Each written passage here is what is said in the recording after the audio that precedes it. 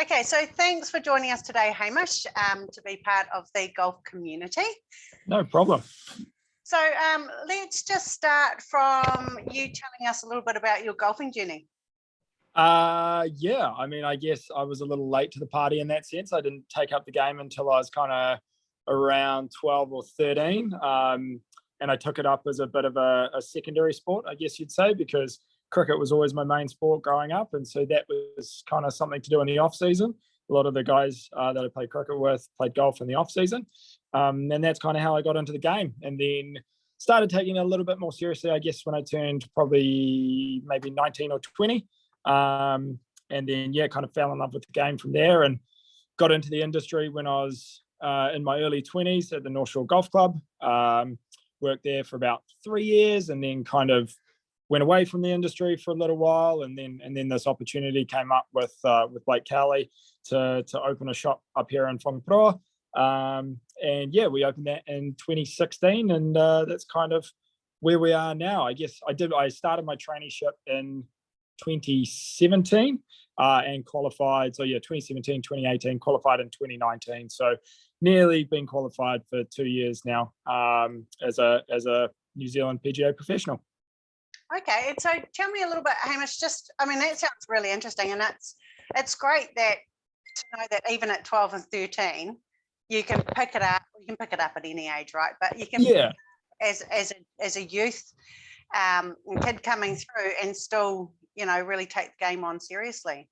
Yeah, I guess that's exactly it. I guess like a lot of people you speak to, certainly that we deal with, and from the professional side of things, like they've been playing the game since they were kind of like 3 years old.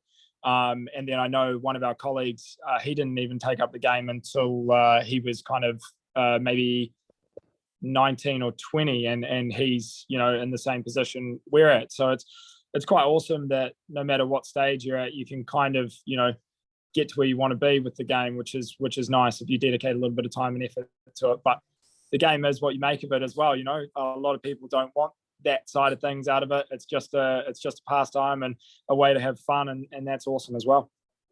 Sure, awesome. So I guess that there's, apart from the fact there's a huge amount of dedication and actually golf practice and playing, to qualify to be a pro professional. Yes.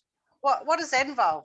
So like there's kind of two different aspects, I guess. There's your playing pro side of things, where that is your aspiration to play and make money off playing, and that comes with a whole range of different kind of, I guess, challenges to go and qualify and get on a tour and that kind of thing. And there's what I've done, which is going down the trainee side of things, to being a kind of a modern day coaching and shop owning professional, which is essentially a 3-year degree is probably the easiest way to look at it. You could probably align it with almost like a building apprenticeship or something like that as well, because there's a lot of academic, but then a lot of a kind of a practical element of it too. So you've got to do a series of assignments over the 3 years and exams and study, and then you've also got to prove that you can play the game to a certain level as well. So there's a lot of tournament golf and stuff like that goes into it as well, and it's a pretty intense 3 years, and one that you've got to be working in the industry as well. So you've got to do 40 hours in the industry along with all of your academic work and playing, to kind of hopefully at the end of it bring out a well-rounded PGA pro. Wow. And so are you still playing professionally? No, so like that was never really my aspiration. I mean, I guess like I was always relatively okay at the game, but never excelled to a huge degree. So it wasn't really ever on my radar to try and make it as a playing professional. But I still wanted to coach and try and be involved in the industry as much as I could. And so this was kind of the best progression for me, I guess you'd say, and like the pinnacle of what I could achieve, which was awesome to finally kind of check that box off when I graduated in 2019. Wow. Well, congratulations. Thank you. Yeah, it certainly it was a huge personal achievement for myself. Yeah, definitely. So we got you on today to talk about picking the right set of golf clubs. Now, Yes. recently I did a short podcast about basically don't go out and buy anything, just beg, borrow and steal, get out there, swing, have a go, see if it's what you like, because it is 100%. commitment. Yep. So how do you pick the right set of golf clubs? Now, as a woman, I went in and found this really pretty set of Kalea golf clubs, right? And that was me. So I just had to learn how to adapt to those golf clubs. Yeah. It's been the right way to do it, but that's me all over. Yeah. What would you recommend? Yeah, I mean, like I couldn't agree more, to be honest. Like, obviously, being selfish, I'd love you to come and buy some clubs from us here at Golf HQ. But when you're just getting into the game, that's not necessarily the best place to start. I mean, obviously, if you can afford it and you want to go down that road and you want to go kind of full commitment, then absolutely. But yeah, there's like you said, anything is better than nothing initially. Like if you're at a driving range, a lot of times they'll have kind of spare clubs sitting there that you can either use or hire. Just anything, big, borrow, and probably not steal, but something along those lines to just get you started is going to be fine. What we do find a lot of the times, especially from the women's side of things, is a lot of the time they'll take up the game because their husbands or partners or significant others play, and the clubs they'll end up using are probably drastically different to what they need and what will actually make them enjoy the game more. And so they might struggle initially just purely because they've grabbed something that's way too heavy, way too stiff for them. And they're like, why can't I get the ball in the air? And it's purely down to the fact that the club's just too heavy and probably too big. But in the same breath, anything's better than nothing. So like if you do that and you start really enjoying it, then definitely that's at that point where you'd kind of want to get engaged with maybe a bit of a fitting or understanding what it is you might need out of a golf club. Sure. So with that then, what is exactly involved in getting fitted for a set of clubs? Yeah, it's a pretty cool process, and one if you haven't done before, it can be a lot of fun because there's a lot of steps, and we won't go into all of it because it does take a while. But basically, in general terms, we're just trying to get something that essentially fits you and your unique swing and helps you swing the golf club in a way that means you don't have to try and change a bunch of things to fit into the club. So there's a whole process that we go down to figure out kind of what head type that might be, like how forgiving it needs to be, how easy it is to hit, the shaft that goes into the club. So the weight and flex of that shaft is really important. And then the other thing that's massively important is actually how the club sits on the ground when you hit the ball. So it's quite different to how it sits if you're just kind of static and standing there. When you swing the club, obviously it's a lot more dynamic and it does a lot more. So we want to make sure that club's bent a little bit, either so that the toe points in the air or the toe points towards the ground, to make sure when you swing, you're giving yourself the best opportunity to hit the ball clean, because we all know that golf's kind of hard enough without your clubs fighting against you. Yeah, so there's a process that we follow to kind of nut out those specs, and then at the end of the process, we kind of spit out with a whole range of different numbers and options, and we kind of funnel it down until we get the right one for you. Right. Wow. So that's really good to find out, because I think, especially with us women, we may be coming into it a little bit later, like you say, because our partners are playing or something like that. And we've all got our aches and pains. Yeah. So it's great to know that you try and fit the clubs to the person rather than 100%. try and do it the other way around. Yeah. I mean, like as we've kind of discussed, it tends to be the flip side of that. When you're first getting into things, you kind of grab whatever you can and get into it, which, to be fair, as we've said, is absolutely fine. That's awesome. Anything to get you going. But then if you do decide that you are starting to enjoy it and get into it a bit more, it's definitely the kind of the next evolution of that. You want to make sure that what you're using is right for you. Sure. And so how long does that whole process take of getting a set fitted? How long's a piece of string? No, it really depends, because like a lot of the time, depending on what we're doing, we'll do it in stages. So it might be that if you've been playing the game for a while, you're coming in for a specific fitting. So either like a driver or woods or hybrids or a set of irons or wedges. Sometimes we'll do the whole lot. And then that process can take quite a while if we're doing all of it. But usually we kind of allow for anywhere from say 45 minutes to 60 minutes to do a full fitting for you, depending on what we're doing, obviously. Right. So I guess, so you can come in, you can either fire a full set, but I guess as you're starting to get better, you might go, okay, I want a new driver, and then we come in and you'll fit us for that, right? Yeah. So I mean, like with beginner golfers, there's some really awesome options available. Like once you've kind of broken away from that just using one club at the driving range kind of thing, and you're like, yeah, I'm really enjoying this, where do I go from there? We offer things like package sets, which are, in the grand schemes of things, relatively kind of inexpensive. You get yourself a full set of clubs, bag, driver, fairway woods, hybrids, irons, putter, everything, for a lot less than what you might pay for something that's fully customized and fitted from the shelf.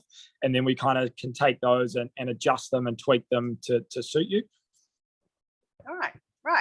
And so predominantly Golf CommuniTEE as well, it's everybody, we're focusing on women here. Yeah, absolutely. Because you don't get as many sort of range, as wide a range for women as what you do for men. Yeah. I mean, obviously, like it's a little bit skewed because of how many men play the game versus how many women play the game. What has been really, really awesome is we've seen just a huge surge since one of the positives from COVID. We have seen this huge surge in the ladies' game, and a lot of women taking up the game, which has been amazing. Like, I mean, we do a lot of clinics out at Whangaparoa Golf Club, and you know, those clinics used to kind of comprise of anywhere between, you know, kind of 4 and 10 ladies at a time for a 6 to 10 week program. And we ran one just after we came out of that first lockdown, and I think we had 35 women in the first clinic. So we had to take on a few coaches and split it up, and it was really cool to see that many ladies getting into the game, and that trend has kind of continued ever since, really, which has been awesome.